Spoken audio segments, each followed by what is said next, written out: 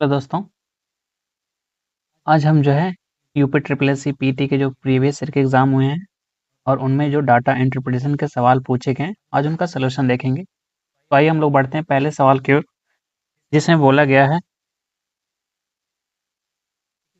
कि नीचे दिया गया पाई चार्ट कर्मचारी चयन आयोग कोलकाता के 1400 अधिकारियों के लिए परिवहन माध्यम को दर्शाता है।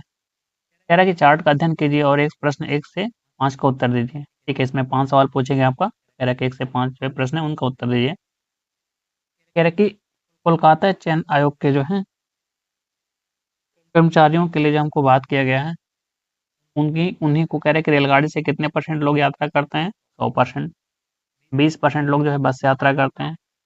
21% जो है कार से यात्रा करते हैं। 15% दोपहिया वाहन से और 8% जो है मेट्रो रेल से। टोटल मिला के कितना होना चाहिए? 100%। आप जोड़ के देख सकते हैं। 36 हो गया, 20 हो गया, 56%। ठीक है, 21 जोड़ेंगे कितना हो जाएगा आपका? 76 और 77 आपका हो जाएगा 56। हाँ ठीक है, 77 और 15 8 23 जोड़ेंगे 100%। इसका मान कितना हो जाएगा? टोटल 1400 कर्मचारी। हल करेंगे, 2 जीरो कटेगा आपका, तो 1% का मान आपको दिखेगा कितना आपका? 14 कर्मचारियों के बराबर। कह रहे हैं कि मेट्रो रेल से कार्यालय जाने वाले अधिकारियों की संख्या कितनी है? तो मेट्रो देखिए, मेट्रो कितना है आपका? 8%। ठीक है, और 1% का मान साल में कितना है? 14। तो 14 बाटे कितना हो जाएगा? 112 आपका। बोला गया था कि मेट्रो रेल से कार्यालय जाने वाले अधिकारियों की संख्या कितनी है? तो देखिए, मेट्रो रेल से कितना लोग जाते हैं? 8%। कुल का कितना परसेंट? 8%। और 1% का मान कितना है? 14। तो 14 बाटे कितना है? 112 आपका। 112 कर्मचारी जो है मेट्रो रेल से यात्रा करते हैं। आप ये भी कह सकते हैं कि कुल जो है कितने हैं आपका? 1400 कर्मचारी हैं, और इसमें से मात्र 8% किस में जाते हैं? मेट्रो रेल में। तो हो जाएगा 8% यानी 8/100, काटेंगे 2 जीरो, तो 14 बाटे कितना हो जाएगा? 112। एक ही बात है आपका। अगला सवाल हल करते हैं हम लोग। कह रहे कि कार से कार्यालय जाने वाले अधिकारियों की संख्या कितनी है? अभी भी देखिए, टोटल कर्मचारियों की संख्या कितना है आपका? 100%। टोटल कर्मचारी कितना है कोलकाता चयन आयोग में? 1400। ठीक है, कोलकाता जो है कर्मचारी चयन आयोग है, उसमें 1400 कर्मचारियों का जो यात्रा का जो है साधन के लिए विवरण दिया गया था। कार से कार्यालय जाने वाले अधिकारियों की संख्या कितनी है पूछा, तो देखिए कार से जो है कितने लोग जाते हैं? 21%। कितने लोग जाते हैं? 21%। तो आपको पता है कि 1% का मान कितना था आपका? 14। तो 21% यानी 21 गुणे 14 कर्मचारी हो जाएंगे। 14 एकम कितना हो जाएगा? 14। 14 दूना 28 और 1 29, 294 कर्मचारी। आप ये भी कह सकते हैं कि कुल कर्मचारियों की संख्या कितनी थी? 1400। उसमें से जो है कार से कितना लोग जाते हैं? 21%। यानी 21% यानी 21 बटे में, तो 2 जीरो हटाएंगे, तो 14 गुणे 21, 21 चौक 84 हो जाएगा आपका, 8 बचेगा। 21 से कम 21 और 8 कितना हो जाएगा आपका? 29, यानी 294 कर्मचारी। ठीक है, आप दोनों ही तरीकों से कर सकते हैं।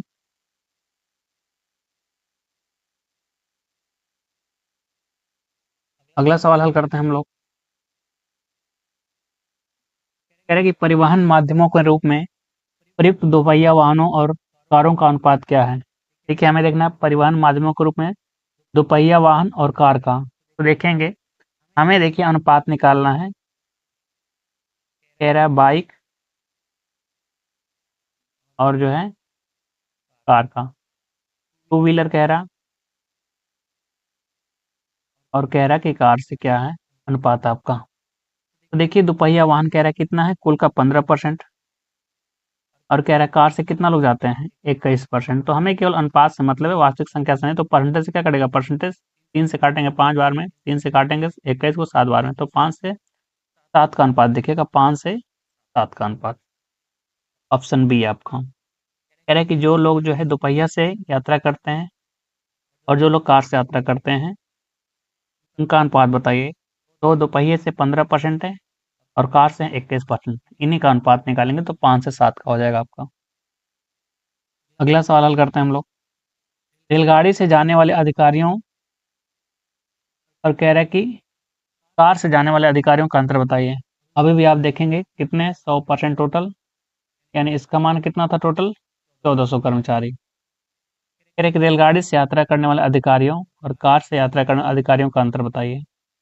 सबसे पहले देखेंगे कि रेलगाड़ी से यात्रा करने वाले कितने हैं, 36%, और कार से यात्रा करने वाले कितने हैं, 21%। रेल से जो है कितने यात्रा करते हैं और कार से, आप देखेंगे रेल से कितना करते हैं, 36%, और कार से करते हैं 21%। तो कुल का कितना अंतर हो जाएगा आपका, घटाएंगे तो हो जाएगा 5, 1, 15%। ठीक है, और आपको पता है कि 1% जो डिफरेंस है आपका 15% और 1% का मान सवाल में देखिए काटेंगे तो कितना गया था, 14। 1% का मान 14 कर्मचारी, तो 15 चौके 60, 15 कम 15 6 कैसे, यानी कितना हो जाएगा, 210 कर्मचारी। ठीक है, आपका हो जाएगा 210 कर्मचारी। कह रहा है कि जो लोग ट्रेन से यात्रा करते हैं और जो लोग कार से यात्रा करते हैं, उन कर्मचारियों के बीच का अंतर क्या है। तो ट्रेन से कुल कर्मचारियों का 36% और कार से जो है कुल कर्मचारियों का 21%। तो अंतर जो है 15% दिखेगा कुल का, और 1% का मान है सवाल में 14 कर्मचारी। तो हल करेंगे 210 आ जाएगा। आप ये भी कह सकते हैं कि ट्रेन से जो है यानी रेल से कितना लोग यात्रा करते हैं, 14 से कुल है उसमें से कितना परसेंट, 36% यानी 36/100, काटेंगे तो कट जाएगा आपको। देखिएगा 14 14 गुणे 36 कर्मचारी। अब कार से अगर हम बात करें तो कह रहे हैं कि कुल है कितना, 1400, और कार से उसमें से कितना लोग करते हैं, 21% यानी 21/100। तो काटेंगे 2 जीरो कटेगा आपका, यानी 14 गुणे 21। तो हमें तो अंतर बताना है, अंतर तो दोनों में कॉमन कितना है, 14 कॉमन है, यानी 36 माइनस कितना देखेगा, 21, यानी 14 गुणे 36 माइनस 21 यानी 15। वही देखेंगे 14 गुणे 15 जो कि यहाँ पे मिला था आपको, 14 गुणे 15 कितना हो जाएगा, 210। 210 आपका ऑप्शन डी वाला सही हो जाएगा। अगला सवाल हल करते हैं हम लोग। ठीक है, अगली डीआई बोली गई है, निम्न ग्राफ का अध्ययन करें और उसके बाद दिए गए प्रश्नों का उत्तर दें। कह रहे कि 32 वर्ष या उससे अधिक लेकिन 44 वर्ष से कम आयु वाले श्रमिकों की संख्या है कितनी। 32 वर्ष या उससे अधिक लेकिन 44 वर्ष से कम आयु वाले श्रमिकों की संख्या कितनी है। हमको लेना, देखिए जो ग्राफ दिया गया है इसकी बात करेंगे, नंबर ऑफ वर्कर्स, ठीक है ना। जो वर्कर हैं आपके उनकी संख्या दर्शाएगी इधर, जैसे 10, 20, 30 इस तरीके से। और ये एज ग्रुप की बात कर रहे हैं, किस आयु वर्ग के हैं वो लोग। कह रहे जैसे 20 से 25 आयु वर्ग के कितने कर्मचारी हैं उसमें, 65 हैं। देखिए कहाँ तक गया 65। जैसे 24 से 28 आयु वर्ग के कितने हैं, ये कहाँ तक गया, 75 तक गया है आपका। तो हमको कह रहा है 32 वर्ष या उससे अधिक, तो देखेंगे 32 यहाँ पे, 32 से 36, और देखिए कह रहा है कि 44 तक जाना आपको, यहाँ तक देखेंगे 44 40 तक का ये वाला ग्राफ। तो शुरुआत करना था 32, तो 32 से कहाँ देखना है आपको, 44 तक बीच में, ठीक है ना। यानी यहाँ से यहाँ तक देखना है, तो 85 प्लस 70 और प्लस यहाँ कितना था आपका, 70, ठीक है। तो हो जाएगा हमको यहाँ से यहाँ तक देखना है, ठीक है ना। 32 से 44 श्रमिकों की संख्या कितनी है। तो 32 से 44 का मतलब है आपका कि 32 से कितना लीजिए पहले, 36 का आयु का, 32 से 36 आयु वर्ग कितनी संख्या है कर्मचारियों की, 32 से 36 के लिए संख्या 85 आपकी। उसके बाद 36 से 40 के लिए कितनी संख्या है, ये 32 से 36 है आपका। उसके बाद 36 से 40 आयु वर्ग के लिए कितने कर्मचारियों की संख्या है, 70 आपका। उसके बाद 40 से 44 के लिए कितना है आपका, 70 के बाद 75 है। जोड़ लीजिए, 5 5 10, ठीक है, 21 22 और 23, 230 कर्मचारी हो जाएंगे टोटल। बोला गया था कि 32 वर्ष या उससे अधिक लेकिन कितने से कम, 44 वर्ष से कम कुल कर्मचारियों की संख्या कितनी है, श्रमिकों की संख्या कितनी है, टोटल लेबर्स हैं कितने। जोड़ लेंगे, 32 से 40 के बीच में देखना है, तो पहले 32 36 देखें कितना है, 85, 36 40 कितना आपका 70, 40 44 कितना आपका 75, जोड़ेंगे टोटल हो जाएगा 230 आपका। अगला सवाल देखेंगे, कह रहे कंपनी में 28 वर्ष या उससे अधिक लेकिन 40 वर्ष आयु से कम वाले श्रमिकों की संख्या का, कह रहे कि 40 वर्ष या उससे अधिक लेकिन 52 वर्ष से कम आयु श्रमिकों की संख्या का अनुपात क्या है। आपको देखना है, जो रेशियो देखना है, जो एज ग्रुप होना चाहिए 28 से कहाँ तक, 40 आयु, और फिर कह रहा है कि 40 से कहाँ तक, 52 वर्ष के आयु वर्ग के जो लोग हैं उनका अनुपात। तो 28 से 40 देखना है, तो 28 से 32, 32 36 और 36 40 देखेंगे। तो देखिए 28 से 32 कितना आपका है, 90 है। उसके बाद 32 से 36 कितना आपका है, 85 है, 85। तो आज 36 से 40 कितना आपका है? 70 है। जो हो जाएगा टोटल संख्या, इन्हीं का अनुपात चाहिए 40 से 52 तक का। तो 40 से 44 देखें कितना आपका? 75 है। उसके बाद 44 से 48 देखें कितना आपका? 80 है। उसके बाद 48 से 52 कितना गया आपका? ये हो जाएगा 55। 48 से 52 का 55 जोड़ लीजिए, ये 5 हो जाएगा। 9 8 17 और 17 7 24। ठीक है, आखिरी में 5 आएगा। 8 7 15, 15 9 24 आपका यहाँ जोड़ेंगे, ये हो जाएगा 50। 8 से 5 13 130 और ये हो जाएगा 210 टोटल। 5 से काटिए, 5 चौक 20, 5 9 45, 5 चौक 20, 5 2 10, 749, 7 7 42, 7 से 6 पहला वाला विकल्प दिखेगा आपको 7 से 6। हमको आयु वर्ग जो देखना है आपका 28 से 40 आयु वर्ग का, फिर दूसरा देखना है 40 से 52 आयु वर्ग का, दोनों का अनुपात रह गया तो टोटल जोड़ के अनुपात निकाल लेंगे। अगला सवाल हल करते हैं हम लोग। कह रहे कि 36 वर्ष आयु या उससे अधिक लेकिन 48 वर्ष आयु वाले श्रमिकों की संख्या का, कह रहे कि 28 वर्ष से कम वाले श्रमिकों की संख्या से कितना % अधिक है। हमको जो एज ग्रुप बोला है पहले 36 किसके बीच में है? 48। 36 से अधिक लेकिन किससे कम हो? 48 से कम एज का। टोटल संख्या देखें कितना है? 36 से 48 यानी 36 से पहले 40 देखेंगे, उसके बाद जो है 40 से 44 देखेंगे, फिर 48। टोटल संख्या देखेंगे कितना है? 70 प्लस यहाँ देखेंगे क्योंकि 36 40 70 हो गया, उसके बाद 40 44 कितना है? 75 संख्या यहाँ पे, और प्लस 44 से 48 कितना है? 80। ठीक है, 80। टोटल जोड़ लीजिए, ये हो जाएगा 5, 21 22 और 1। ठीक है, 22 आपका टोटल 225 कर्मचारी हो जाएंगे। ठीक है ना, टोटल कितने कर्मचारी? 225। आप देख सकते हैं 70 70 140, 140 और इससे हो जाएगा 220 और 5 25, 225 श्रमिक हो जाएंगे। अब देखना ये है, कह रहे कि वर्ष कितने वर्ष से हैं? 28 वर्ष से कम। 28 वर्ष से कम कितने हैं आप देखेंगे, ये 28 वर्ष से कम यहाँ से यहाँ तक, यानी 20 से 24, 24 से 28 के बीच का। 65 और 75 दोनों को जोड़ लीजिए, 28 वर्ष से कम, ये हो जाएगा आपका कितना? 65 प्लस 75 जोड़ेंगे तो कितना हो जाएगा? 140 आपका। तो पूछा गया कि यहाँ जो संख्या इस एज ग्रुप की जो श्रमिक हैं इनसे कितना अधिक है, तो अधिक कितना है पहले तो ये देखेंगे। 60 और 25 कितना हो जाएगा? 85 अधिक है। इसी को बताना है कि इसमें परसेंटेज में, यानी 140 से तुलना हो रही है तो इसी को पूरे 100 कर देंगे। ठीक है ना, कितना परसेंट ज़्यादा होगा? एक एक जीरो हटाएंगे आपका। ठीक है, 2 से काट दें 7 बार में, 2 से काट दें 5 बार में, 7 से काटेंगे। ठीक है ना, आप लगभग भी चेक कर सकते हैं। 5 पचे 25, 5 बटे 40 2 42 और भाग करेंगे 7 से, 7 छक 42, लगभग 60% के आसपास विकल्प होगा। ठीक है ना, 7 छक 42 5 बचेगा। ठीक है, भाग जाएगा नहीं तो जीरो बढ़ा देंगे यहाँ पे, तो लगभग आपका 60% के आसपास का विकल्प दिखेगा। 7 छक 42। ठीक है ना, आप जाएगा नहीं हो क्योंकि 5 बच गया, दशमलव लगाएंगे जीरो के बाद, ये हो जाएगा 50 और 7 होते कितना होता है आपका? 49। लगभग होगा 60.7% के आसपास का आपको विकल्प।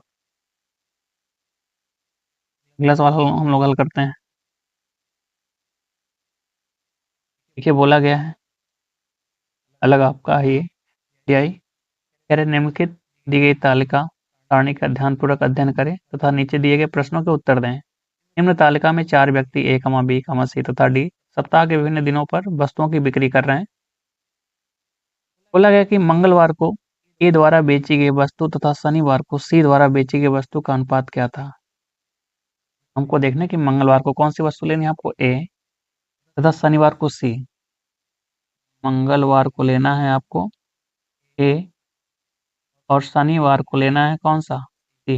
हमें अनुपात निकालना है बेची गई वस्तुओं की संख्या का। तो ये बेची गई वस्तुओं की संख्या, जैसे सोमवार को ए कितना बेचा गया है? 40। सोमवार को बी कितना बेचा गया है? 45। सोमवार को सी कितना बेचा गया है? 25। सोमवार को डी कितना बेचा गया है? 20 वस्तु। उसी तरीके से हमको लेना मंगलवार को कौन सा वस्तु? ए, तो ए कितना बेचा गया आपका? 35। कितना बेचा गया आपका? 35। और सी कितना बेचा गया है शनिवार को देखना है। शनिवार को सी कितना आपका ये 45 है। इसी का तो अनुपात निकालना है। 5 से काटेंगे तो 35, 7 बार में 5 से काटेंगे 45, 9 बार में, यानी 7 से 9 का विकल्प देखा गया। अगला सवाल करते हैं। सोमवार को डी द्वारा बेची गई वस्तु शनिवार को सी द्वारा बेची गई वस्तु का अनुपात कितना परसेंट है बोला गया। कह रहा है कि डी द्वारा बेची गई वस्तु सी द्वारा बेची गई वस्तु का कितना परसेंट है, यानी ऊपर लिखना है डी, नीचे सी, इसी को बताना है किस में, परसेंटेज में, ठीक है ना। कह रहे कि सोमवार को मंडे को जो है कितना डी आपने कितना बेचा। मंडे को देखिए सोमवार को डी कितना है आपका 20 है। और कह रहे कि शनिवार को सी देखना है। शनिवार को देखेंगे सी कितना आपका है 45 है। कितना है 45। इसी को बोला कितना परसेंट है। तो हल करेंगे 5 से कितनी बार में, 4 बार में, 5 से कितनी बार, 9 बार में, यानी 1/9 होता है कितना 11.11, तो उसका 4 गुना कितना हो जाएगा 44.44। आप हल भी कर सकते हैं। 4 गुणे 100 कितना हो जाएगा 400/9%। भाग करेंगे 400 में 9 से, तो 4 9 9 चौक कितना होगा 36 आपका। कितना बचेगा 36, यानी 4 यानी 40। फिर 4 बार जाएगा, ठीक है 44। और 44 में केवल एक ही विकल्प है 44.44 का, सी वाला ऑप्शन आपका। अगला सवाल हल करते हैं हम लोग। अरे बी का सी तथा डी द्वारा क्रमशः सोमवार का मंगलवार तथा शनिवार को बेची गई वस्तुओं का औसत क्या है। ठीक है, हमको एवरेज निकालना है। औसत टोटल योगफल बटे जितने भी वस्तुओं से भाग कर देंगे। सोमवार को बी लेना है। कह रहा है कि सोमवार को कौन सा सामान लेना है, बी वस्तु। सोमवार को बी कितना बेचा गया है 45। कह रहे कि सी जो है किस दिन लीजिए, मंगलवार को। सी मंगलवार को कितना बिका आपका 48। उसके बाद जो है डी कितना बिका, शनिवार को देखना है। शनिवार को डी कितना है 40 आपका, प्लस 40। इसी का एवरेज निकालना है, तो 3 से भाग कर देंगे। 8 5 13, 12 और 1 13, 3 से भाग करेंगे। 3 चौके 12, 3 चौके 12, 44 दशमलव में एक ही विकल्प है आपका 44.33 का। 44 में एक ही विकल्प है आपका। अब हल करेंगे तो यही आना भी चाहिए आपका। अगला सवाल हल करते हैं हम लोग। बी वस्तु की बिक्री में कितने परसेंट की वृद्धि आई है। कह रहा है कि बी वस्तु की बिक्री में कितने परसेंट की वृद्धि आई है। तो कोई पर्टिकुलर वर्ष देना चाहिए था, इससे तुलना हो रही है।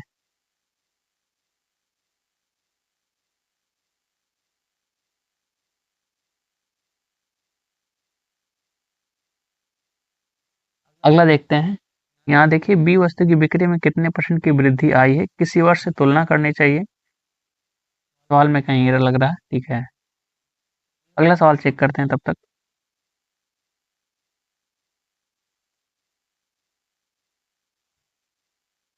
बी वस्तु की बिक्री में कितने परसेंट की वृद्धि आई है।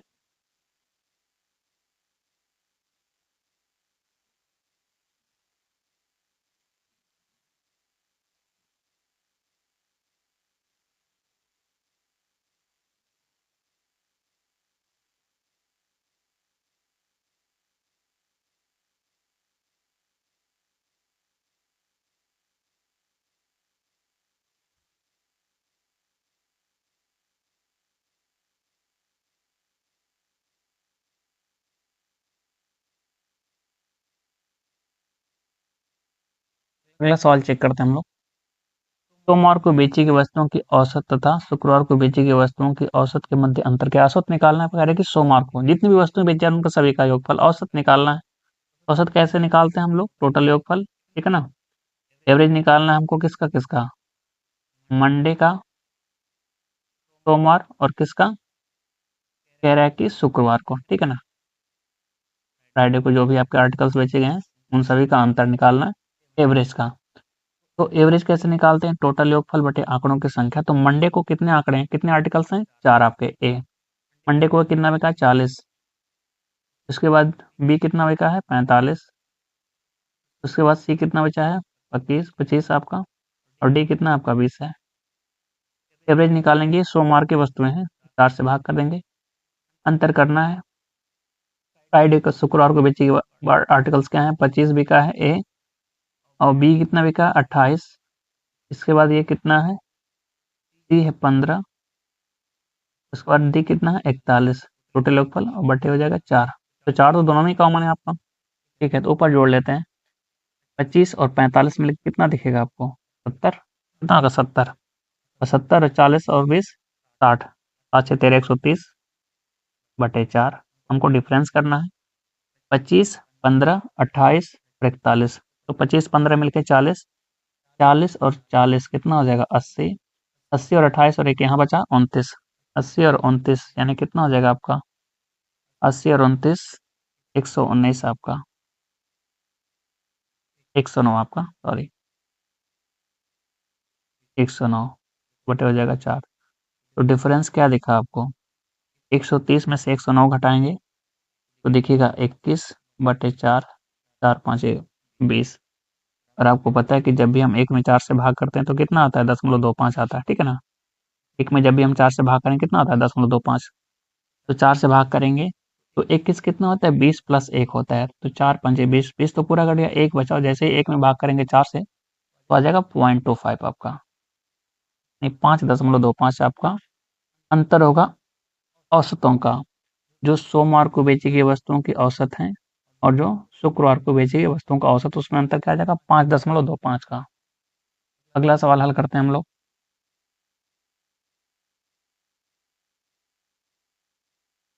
कह रहा है कि गेहूं के उत्पादन में किस वर्ष, अगली डी आई है आपकी, कह रहा है कि गेहूं के उत्पादन में किस वर्ष के दौरान गिरावट दिखाई दी। गेहूं के उत्पादन में किस वर्ष के दौरान गिरावट दिखाई दी है? तो देखना, गेहूं का देखना, सबसे पहले देखिए जो ग्राफ है उसकी बात करते हैं। कह रहा है कि भारत में 2010 से 2017 के मध्य फसलों का उत्पादन जो है टन में दिया गया। और ये वर्ष जैसे कह रहे हैं कि 2010 से 11 के मध्य कितना है गेहूं? 6121 टन है, ठीक है ना। ये 2010 से 11 का है। इसमें गेहूं कितना बोला है? कह रहे कि 6121 टन। चावल की बात करते हैं तो ये कितना है? 874 टन। बाजरा कितना उत्पादन हुआ आपका? कह रहे कि 565 टन। इस तरीके से देखना है आपको। जैसे पूछ दे के बताइए 2015-16 में आलू कितना उत्पादन हुआ? देखिए 14-15 में कितना है ये आलू, देखेंगे बिल्कुल आखिरी में यहाँ लिखा गया ये। तो कितना इसका प्रोडक्शन है? 315 टन आपका। तो हमको कह रहा है कि गेहूं का उत्पादन किस वर्ष के दौरान गिरावट दिखाई दी है। तो गेहूं देखना है, पहला वाला कॉलम यहाँ दिखेगा आपको, ठीक है ना। किस वर्ष गिरावट आई? क्या 13 से 14 में गिरावट आई है क्या? देखेंगे 13 से 14 में क्या गिरावट आई है। देखिए पहले कितना था?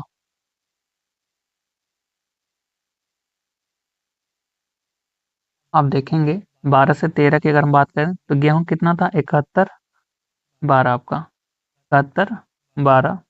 उसके बाद 13 से 14 में कितना हो गया ये? 70 56, 70 56। पिछले वर्ष की तुलना में देखेंगे क्या गिरावट आई है क्या इसमें? पहले कितना था? 71 यानी ज्यादा था। इस बार गिरावट होगी ना आपकी, कम हो गया। तो यहाँ गिरावट हुई। यहाँ देखेंगे 14 से 15 में। तो देखिए पिछले साल की तुलना में देखना है कि गिरावट हुई कि नहीं हुई है। तो 14 से 15 के लिए आपको देखना होगा।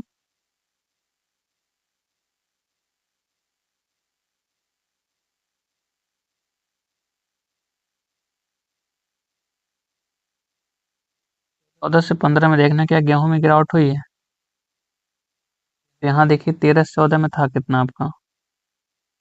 70 56। और ये 14 से 15 में कितना हो गया आपका? 68 98। तो यहाँ भी गिरावट आपकी हुई है। 15 से 16 की अगर बात करें तो क्या गिरावट दिखाई दी नहीं? गेहूं के उत्पादन में इस वर्ष जो है गिरावट दिखाई दी है। तो 15 से 16 की अगर हम बात करें तो पिछले साल कितना था आपका? 14 से 15 वाले में 68 96, 68 96। और यहाँ 15 से 16 में कितना हो गया आपका? 6912। यहाँ भी गिरावट आपका नहीं हुआ है, तो वृद्धि हो गया आपका। यहाँ चेक करेंगे 16 17 है, तो इसका मतलब पीछे देखना होगा 69 है, ठीक है ना। ये हो जाएगा 15 16 में कितना है? ये 6912 टन। और यहाँ पे 16 17 में कितना आपका है? 76 17। तो आप देखेंगे यहाँ भी क्या हुई? वृद्धि हुई है। गिरावट दो जगह हुई है। तो अधिकतम पूछना चाहिए था या तो, ठीक है, क्योंकि 13 से 14 में भी क्या हुई है? गिरावट हुई है पिछले साल की तुलना में। और 14 15 में भी क्या हुआ? यहाँ भी गिरावट हुआ, देख लेते हैं 14 15। हाँ पिछले साल की तुलना में यहाँ भी गिरावट हुई है आपकी। तो अधिकतम, ठीक है ना, अधिकतम गिरावट होनी चाहिए थी यहाँ पे, अधिकतम गिरावट देखी गई है, ठीक है ना। तो आप देख सकते हैं कि 71 12 से कितना हो गया 70 56, तो गिरावट कितना हुआ घटा के देख लेते हैं। ये हो जाएगा 12 में से 6 जाएगा 6 बचेगा, ये 10 हो जाएगा 10 में से 5 जाएगा कितना बचेगा 5, ठीक है। बाकी सब कुछ हो गया, यानी 56 टन का गिरावट हुआ है। यहाँ देख लें कितना गिरावट हुआ है, 6 में से जाएगा कितना बचेगा 0 आपका, ठीक है ना। यहाँ पे चेक करते हैं गिरावट कितना हुआ वर्ष 2014-15 में पिछले साल की तुलना में, तो 6 में से जाएगा 0 हो जाएगा, ये 5 में से 9 यानी हासिल लेगा, तो 15 में से 9 जाएगा कितना बचेगा 6 आपका, ये कितना बचेगा आपका 9 में से 8 जाएगा 1 बचेगा, यानी 160 टन। तो गिरावट अधिकतम कहाँ दिखेगी आपको, ई वाले, यानी कौन सा है 14-15 वाला विकल्प आपका। 2014 से 15 में जो है पिछले साल की तुलना में, पिछले वर्ष की तुलना में अधिकतम जो है गिरावट देखी गई है। अगला देखेंगे, अरे इनमें से किस वर्ष में 2013 से 2017 के मध्य उत्पादन में लगातार वृद्धि दर्ज की गई है, ठीक है। इनमें से किस फसल में 2013-17 के मध्य उत्पादन में लगातार वृद्धि, अब आपको विकल्प दिया गया है कौन सा फसल है उसी को चेक करते हैं, केवल बाकी सभी को चेक करने की आवश्यकता नहीं है। मक्के की बात करते हैं, क्या मक्के में लगातार जो है 13 से 17 के मध्य जो है वृद्धि हुआ क्या। शुरुआत यहाँ से करनी है 13 से, ठीक है ना। 13 से, यहाँ 13 से देखिए 12 से 13 के मध्य दिया गया है, 13 से अब शुरुआत करनी है, 13 से 14 की बात करें हम, और हमको आखिरी तक जाना है क्योंकि 16-17 यहाँ तक 17 तक बोला गया। तो देखिए क्या गेहूं इसमें है नहीं, गेहूं तो है नहीं, तो गेहूं नहीं चेक करना। मक्का देखेंगे, मक्का बिल्कुल कहाँ पे है आपका, ये वाला, यहाँ ये जो ग्राफ है, तो हमको यहाँ से यहाँ तक देखना है क्योंकि 13 से कितना बोला है 17, तो क्या लगातार वृद्धि हुई है। देखिए 40 से 90 बढ़ रहा है, अब 90 से 110 अभी बढ़ रहा है, लेकिन यहाँ देखेंगे 110 से क्या हो गया 75, यहाँ तो कमी हो गई। देखिए वृद्धि हुई, फिर वृद्धि हुई, फिर क्या हुई वृद्धि हुई, ठीक है, 2 बार बढ़ा, 40 से 90, फिर 90 से 110, फिर कमी हो गई, यहाँ पे क्या हो गया आपका कमी हो गई, ठीक है ना। इसको नहीं लेंगे, लगातार वृद्धि कह रहे हैं कि लगातार वृद्धि दर्ज की गई। अगला जौ देखा गया, तो जौ इसमें कहाँ पे ये वाला, और हमको लेना कहाँ से 13-17 यानी ये वाला आखिरी के 4, ठीक है ना। तो 200 से कितना हुआ 216, तो बढ़ा आपका पहले साल, ठीक है ना, यानी 13 से 14 में बढ़ा आपका। इसके बाद देखेंगे 14 से 15 में क्या बढ़ा गया, हाँ बढ़ा, पिछले साल 13 से 14 से बढ़ा। उसके बाद 216 से कितना 160, यहाँ तो कमी होगी आपकी, फिर क्या हुआ 160 से 216 यानी यहाँ बढ़ा, यहाँ भी आपका क्या हो गया लगातार वृद्धि नहीं है। दाल की अगर हम बात करें तो आखिरी में दूसरे पे दाल है आपका, क्या इसमें लगातार वृद्धि है 310, ठीक है ना। उससे क्या हुआ 370 तो बढ़ा यहाँ तो, लेकिन 370 फिर 300 यानी कितना माइनस हो गया आपका, फिर 300 से 260 फिर यहाँ क्या माइनस, ये भी नहीं आप करने, कौन सा बच गया बाजरा, आप चेक कर सकते हैं बाजरे को, आखिरी के 4 चेक करने हैं बाजरा के लिए। पहले कितना था 1110, फिर 1160 हो गया तो वृद्धि हुई, फिर 1160 से कितना हो गया 1450 तो वृद्धि हुआ, फिर 1450 से कितना हुआ 1460, तो यहाँ भी क्या हुआ वृद्धि, तीनों वर्षों में लगातार जो है वृद्धि हो रही है। तो एक ही विकल्प है कौन सा बाजरा, जहाँ लगातार जो है 13 से 17 वर्ष 13 से 17 के मध्य जो है लगातार वृद्धि दर्ज की गई है, उत्पादन में लगातार वृद्धि हुई, तो कौन सा हो जाएगा डी वाला आपका चौथा बाजरा। अगला देखेंगे, कह रहा है वर्ष 2010 से 11 और कह रहा है कि 16-17 की अवधि के मध्य आलू का औसत उत्पादन है क्या। 2010 से 11 में देखेंगे तो आलू कितना है आपका 2010 यानी पहला देखेंगे 10 से 11 में कितना है आपका आलू 210 है, 210 टन है। उसके बाद 2017 16-17 यहाँ वाला देखना है, इसमें कितना है आपका ये आलू कितना है 445, 445 जोड़ के 2 से भाग कर लीजिए क्योंकि एवरेज निकालना है, तो 45 और 10 मिलकर हो जाएगा 55, 4 2 6, 2 से भाग करेंगे 3 बार में कटेगा, 2 बार में 7, कुछ गलत हो गया क्या। अच्छा पूरा लेना है से बोला है ना, 2010 से 11 और 2016-17 ठीक है ना, यहाँ से लेके यानी 17 तक पूरा बोला है, हम केवल 2 ही वर्षों का निकाल दिए। आइए हल करते हैं, देखिए 10 से 11 में उसका कितना है आलू का 210 है, उसके बाद 11 से 12 कितना है 220 है, उसके बाद 12 से 13 की बात करते हैं इसमें कितना है 222 है आपका, उसके बाद 13 से 14 में कितना आपका है 245 है आलू का प्रोडक्शन, उसके बाद 14 से 15 में कितना है 315 है, उसके बाद 15 से 16 में कितना है 400 है आपका, उसके बाद 2016-17 में कितना है 445 है, सभी को जोड़ लेते हैं, ये हो जाएगा 5, 5, 10, 15 और 2, 17। एक हासिल रहेगा आपका। ये हो जाएगा 3, 2, 5, 4, 9, 1, 10, 14 और 1, 15 आपका। एक फिर रह गया 2, 2, 4, 2, 6, 2, 8, 8, 3, 11, 11, 8, 19, 1, 20, 20, 57। और कितने वर्षों का लिया गया डाटा? ये 1 वर्ष हो गया, 2 वर्ष हो गया, 3 वर्ष हो गया, 4, 5, 6, 7, 7 से भाग करिए, एवरेज मिल जाएगा आपको। आपसे पूछा गया एवरेज इन सभी वर्षों में आलू का उत्पादन है कितना। 7 से कितनी बार जाएगा? 7 दूना 14, ठीक है। 7 दूना 14 कितना बच गया? 6 यानी 65, 60 9 63, ठीक है। 29 में कितने विकल्प हैं? केवल एक, तो ये वाला आपका हो जाएगा, आप चेक कर सकते हैं। 7 दूना 14, 20 में से 6 जाएगा, कितना हो जाएगा? 14 जाएगा, 6 यानी 65, 60 9 63, यानी 65 में 63 घटेगा, 2 बचेगा यानी 27। 7 दूना 14, 7 लिख के 7 चौक 28, लगभग 4 बार जाएगा, 3 बार आपका 7 चौक 28, ये 7 लिख के 21, 6 बचेगा आपका। 293 समथिंग दिया गया, 8-6 के आसपास टन। 2010-11 से, ठीक है ना, यानी शुरुआत से लेना है 10-11 से, और कहाँ 16-17 के मध्य सभी का लेना है आपका। आपका हो जाएगा अगला, कह रहा है कि 16-17 के मध्य इनमें से किस फसल के उत्पादन में पिछले वर्ष की तुलना में गिरावट दर्ज की गई है? वर्ष 2016-17 के मध्य इनमें से किस फसल के उत्पादन में पिछले वर्ष की तुलना में गिरावट दर्ज की गई है? देखिए क्या जौ में गिरावट हुई है 16-17 के मध्य पिछले वर्ष की तुलना में? 16-17 ये है, तो पिछला वर्ष ये हो जाएगा आपका, ठीक है ना। ये पिछला वर्ष, इसकी तुलना करनी है। जौ देखेंगे यहाँ पे आपका है जौ, ये कितना है? 216। तो पिछले वर्ष में कितना था? 160। यहाँ तो वृद्धि हो गई ना आपकी, यहाँ तो जौ में वृद्धि हो गया। बाजरे का चेक करेंगे तो बाजरा आपका जो है कितना है? 1450। और यहाँ क्या हुआ? 16-17 में कितना हो गया? 1460। तो यहाँ भी वृद्धि होगा आपका, यहाँ भी वृद्धि है, यहाँ भी वृद्धि है। चावल में देखिए क्या वृद्धि है कि कमी है? तो चावल में देखेंगे 2015-16 में क्या था? 826। और 16-17 में क्या हो गया? 812। तो यहाँ क्या हो गया? कम ही हो गया यहाँ तो। आलू में चेक करेंगे, आलू में कितना है? पिछले साल 400, यानी 15-16 में, और वर्ष 2016-17 में कितना? 445। तो यहाँ भी क्या हो गया? वृद्धि। तो हमसे पूछा गया कमी पिछले वर्ष की तुलना में किस वर्ष में किस फसल में हुआ था? तो चावल देखा गया, उसमें क्या हुआ था? कमी। चावल यहाँ पे है आपका, ठीक है ना। 2015-16 में चावल का उत्पादन 826, जबकि 16-17 में कितना हो गया? घट के 812। तो कमी केवल यहीं पे हुई चावल वाले में। अगला चेक करते हैं, कह रहा है कि आलू का उत्पादन वर्ष 2015-16 में 2010-11 का अंदाजन कितने गुना है? तो 2015-16 में आलू है कितना? पहले तो ये चेक कर लेते हैं। 15-16 कहाँ पे? ये है 15-16, ठीक है ना। आलू कितना है? 400 है टन आपका। 2010-11 में आलू है कितना? 10-11 बिल्कुल ऊपर वाला है। आलू कितना है? 210 है।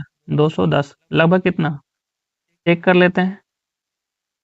ये कौन सा है? 18 गुना होगा क्या? 2 गुना, ठीक है। 21 गुना 42, 2 गुना नहीं होगा। ये 2 से ज्यादा है, ये भी नहीं होगा आपका। या तो ये हो सकता है या तो ये, ठीक है। आप चेक करिए कि 210 में अगर हम 1.9 गुना करें तो क्या ये 400 के आसपास जाएगा? आप चेक कर सकते हैं। दशमलव से क्या होगा? 1 जीरो हटेगा आपका, यानी 19 गुणे 21, 19 से कम 19, और 19 दूना 38 और 1 कितना हो जाएगा? 39, यानी 399। लगभग क्या हो गया आपका? 400। ये लगभग क्या है? 400, यानी कितना हो जाएगा? 1.9 गुना। ये लगभग कितना है? 1.9 गुना है आपका। अगला सवाल करते हैं, ठीक है, इतना ही है, आखिरी सवाल था ये।